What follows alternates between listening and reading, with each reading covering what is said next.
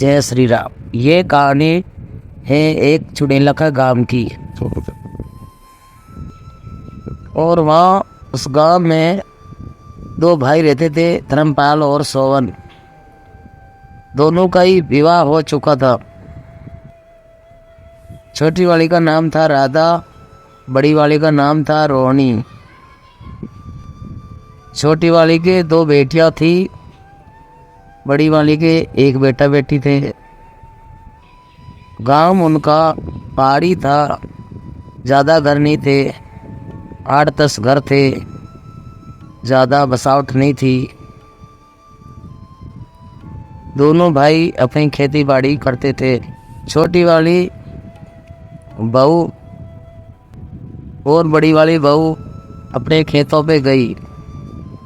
उनके बहुत आम लगे, कच्चे कच्चे आम, जो अचार की कैरी होती है। बड़ी वाली बोली, राधा मेरे पे तो चढ़ना नहीं आता, तो चढ़ जा पेड़ पे, हम अचार डालेंगे। तो कच्चे कच्चे अचार के आम नीचे गिर तोड़ तोड़ के चढ़ तो गई, और आम के लालच में ऊपर ऊंची टेहनी पे चढ़ती गई और आम तोड़ने लगी। और कैसे ही वह एक दो बंदर थे ऊपर, तो वो जैसे ही बंदर कूद फांदने लगे, वो डर गई और उसका हाथ छूटा और सबसे ऊपर के गुद्दे से नीचे गिर पड़ी छोटी बहू, और गिरते ही बेहोश हो गई। और बड़ी वाली रोने लगी, कोई है तो बचाओ जल्दी जल्दी। छोटी वाली गिर पड़ी है, बेहोश हो गई है। और आसपास में खेती में काम कर रहे थे 2-3 जने भाग के आए और छोटी बहू को उठा घर ले गए और बोले जल्दी जल्दी बैलगाड़ी का बंदोबस्त करो, हॉस्पिटल ले चलते हैं। जैसे ही हॉस्पिटल जाने की तैयारी करी, वो बच नहीं पाई, इतने ऊंचे से गिरने से उसकी मृत्यु हो गई। और पूरे परिवार के रोने लगे, सास ससुर और जेठ जिठानी, उसका पति बहुत रोया, और उसकी बेटियां छोटी छोटी, ऐसी कोई 8-9 साल की, एक 15 साल की। तो सब गांव के आके बोले, भाई अब जो बहुत बुरा हुआ, अब चलो इनका अंतिम संस्कार कर देते हैं। और उनका अंतिम संस्कार करके छोटी बहू का, और उसको समझाया, बोले भाई अब अपनी बेटियों की देखभाल कर, और अपने भाई की बात उसके ब्राह्मण जिवाए और उसका धूप वूप कर दिया। दिन पे दिन सोवन बोलता भी नहीं और उदास रहने लगा, बहुत दुखी दुखी। एक दिन शाम के टाइम में अपने खेतों पे उसकी जिटाड़ी और उसकी राधा की बेटियां और उसके बच्चे सब बोले, चलो खेत पे से मेथी और पालक लेके आएंगे, साग बनाएंगे। तो 7 बजे करीब बच्चे सब चारी में से पालक तोड़ रहे हैं, मेथी तोड़ रहे हैं, और वो किनारे पे खड़ी, बच्चों जल्दी जल्दी तोड़ दो, शाम हो रही है। और उसी आम के पेड़ से ज़ोर ज़ोर से हंसी आने लगी। बोले, जीजी आम तोड़ूं, अचार नहीं डालोगी? और ज़ोर ज़ोर से हंसने लगी और आम धड़ाधड़ फेंक फेंक के नीचे गिरने लगी। और उसकी जिठानी डर के मारे बोली, बच्चों जल्दी जल्दी चलो, वापस घर को चलते हैं, जितना पालक टूटा उतना ही बहुत है। और दौड़ते हुए अपने गांव की तरफ, अपने घर की तरफ गए। अपने घर को बताया अपने पति को, तो कोई विश्वास नहीं कर रहा था।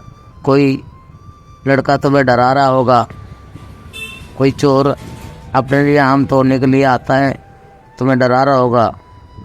बोले, नहीं, हमने उसकी आवाज़ पहचानते हैं, वही राधा थी। बोल रही, जीजी आम डालो, फिर भी कोई भरोसा नहीं करा।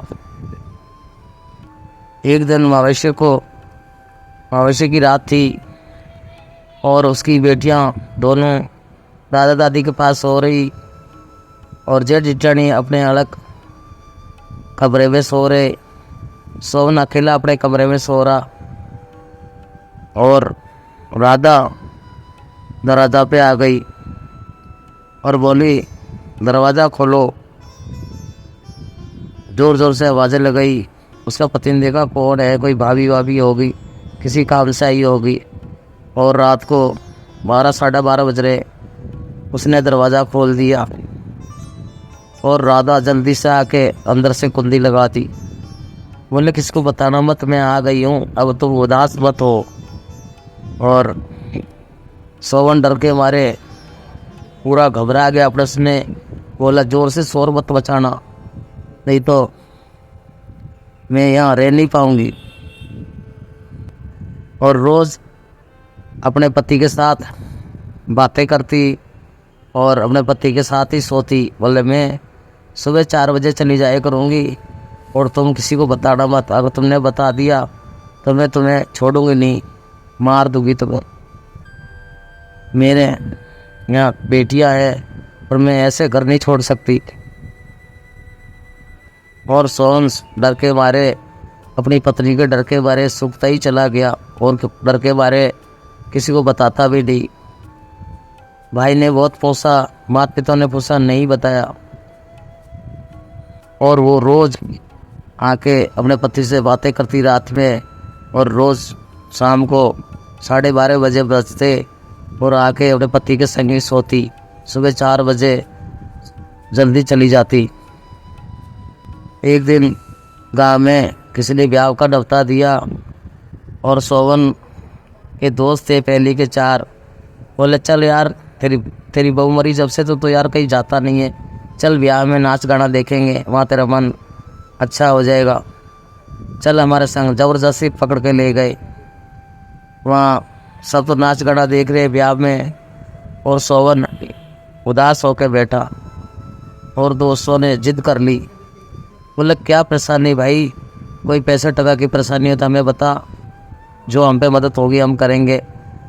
और तो दूसरी शादी कहेगो तो भी हम कहीं भी दूसरी भाभी ले आएंगे, परेशानी क्या हमें बता। और सोहन कुछ नहीं बोला और टप टप आंखों में से आंसू पड़ने लगे और रोने लगा दोस्तों के सामने।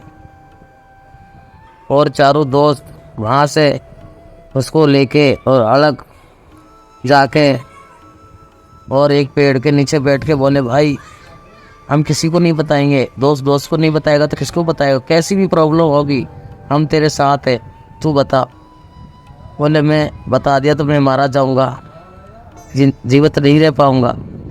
कि कोई नहीं मारेगा, हम तेरे हर पल साथ रहेंगे, बता तू। बोले तुम्हारी भाभी वापिस आ गई है और रोज़ शाम को मेरे से बातें करती है और मेरी साथ सोती, सुबह 4 बजे जाती है और बोलेगी किसी को बताएगा तो तुझे मार दूँगा। कि अरे भाई ऐसी बात है तो मैं पहले बता देता, इसलिए तो सूखता चला जा रहा है कि भाई इसका बंदोबस्त हम करेंगे। बोले आज जब शाम को आए तो तू अंदर से वो दरवाज़ा बंद करती है, 12:30 बजे आती है तो हम दरवाज़ा के पास इधर उधर चारों छुप जाएंगे। अगर तुझे मारते देखेगी तो हम दरवाज़ा तोड़ देंगे और दो से बोलना कि तू चली जा, और नहीं तो अपने बस्तर उतार के और एक कोने में रख दे और जब सो उससे बात मत करियो। तो दोस्त जाके दरवाज़ा के आसपास छुप गए। वो रात को 12:30 बजे जब अंदर जा चुकी थी, दोस्त बाद में गए थे, दरवाज़ा के आसपास बैठ गए और वो बोली आज क्यों नहीं बात कर रहे हो मुझसे नाराज़ हो कि मैं बात नहीं करूँगा। जो तुमने ये बस्तर पहन रखे हैं पुराने, इन्हें उतारो और नया बस्तर पहनो, इन्हें उतार के साइड पे रख दो। और बोले वो बस्तर उसके कहने से उतारे, पुराने जो मरी थी जो पहराए थे वो बड़े बस्तर, और उसको जो पहली के बक्से में रखे थे वो बस्तर निकाल के दिए और उसने पैर लिए। बोले अब तो बात करोगे कि हाँ अब बात करूँगा। और जल्दी से उठा, बोले मैं पानी पी लूँ, मुझे प्यास लग रही है। और मटके का पानी सारा फेंक के और उसके जो पुराने वस्त्र थे जो उतारे थे वो मटके के अंदर डाल दिए। उसके दोस्तों ने ये सलाह दी थी कि खाली मटके के अंदर डाल देना, उसे याद थी। और मटके में डाल के और टांड के ऊपर रख देना के उल्टा करके। ये भूत व्याधा उल्टे को सीधा नहीं कर सकते, और उल्टा कर दिए। टांड के ऊपर रख के मटका में कपड़ा डाल के उल्टा करके रख दिया। और वो नया बस्तर बैठ के उसके संग सोई बैठी। सोन बोला कि अब सो जाओ, रात बहुत हो गई है। और वो सो गई। सब कुछ ठीक था, पहले जैसी थी। बाकी उसकी एंडी आगे को थी और पंजा पीछे को था, पैर उसके घुमे हुए थे। बाकी वो जैसी थी वैसी लगती थी, उसी रूप में आती थी।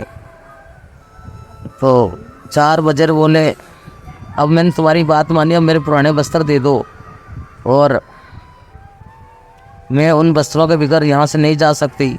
नहीं मेरे में उड़ने की शक्ति है, ना उसमें मेरी सारी शक्ति और उसी कपड़ों में है। तो बोले मुझे नहीं पता तेरे कपड़े कहाँ हैं, मैं तो सो रहा था। बोले ऐसा मत करो, मेरे सब धोखा, मेरे कपड़े दे दो। और सारे बर्तन फेंकने लगी भगोना भगोना कोड़े कातरों में। और वो 4 दोस्त वही छुपे रहे। और सुबह 4 से 5 बज गए, जब तक वो दोस्त ने बोला आके दरवाज़ा खटखटाया। बोले भाई उठ जा, तेरे से काम है हमें। और वो एक कोने में छुप के बैठ गई। वो जा नहीं सकती उन वस्त्रों के बगैर, जैसी थी उन्हीं वस्त्रों में।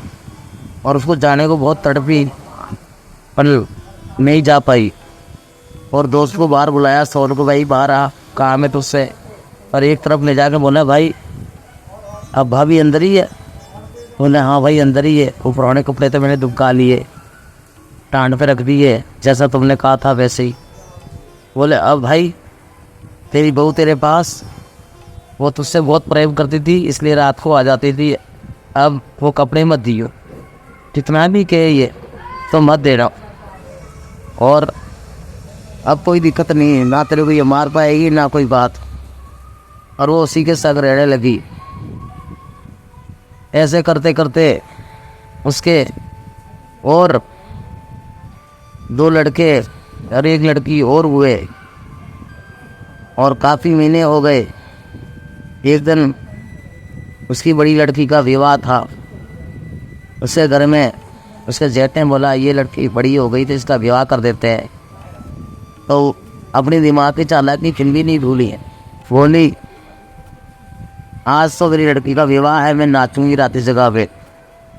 और उसने अपने पति को पटाया तो नहीं माना। बोले तो मेरे पास है ही नहीं, तो एक से एक ड्रेस बढ़िया पहन ले, नहीं से नहीं पहन ले, तेरे बक्से में बहुत रखे और भी ले आएंगे। बोलो ड्रेस नहीं है मेरे पास, और उस ड्रेस का मुझे नहीं पता। उसने सोचा ये कोई काबू में नहीं आएंगे।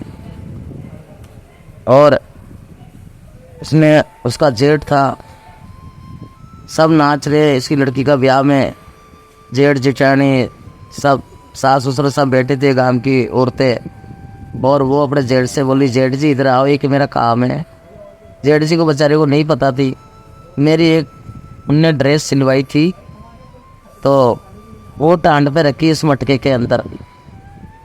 और तुम उतार दो तो मैं ब्याह में पैर के सबसे अच्छी ड्रेस वो मेरी पैर के नाचूंगी। जेठ जी बेचारा भोला था और टांड पे चढ़ के और उसने ड्रेस उतार दी मटके में से।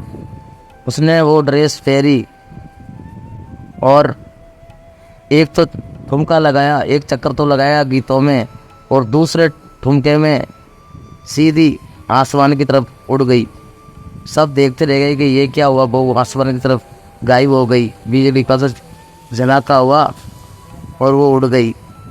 और उसका पति माथा पकड़ के रोने लगा। बोले तुमने ड्रेस उतारने से पहले मुझे मुझसे लेते, मैंने ये क्यों छुपाई थी। बोले मुझे क्या पता, ये बोली कि मेरे हाथ नहीं आ रही, ऊपर से उतार दो, मैंने उतार दी। ऐसी बात ही तो मुझे पहले ही बताता। बोला मैं किसी को नहीं बताना चाहता था ये बात। और वो फिर कभी ना अपने पति को दिखाई दी और नहीं वहाँ आम के पेड़ पे कभी दिखाई दी। वो तो उस ड्रेस को पहन के कभी गाँव में नहीं लौट के आई। और इसके जो 2 लड़के हुए और 1 लड़की हुई, इसलिए उनकी भी और संतानें पैदा हुई, इसलिए उस गांव को आज भी चुड़ैला का गांव कहते हैं। पूरे गांव में बात फैल चुकी थी ये।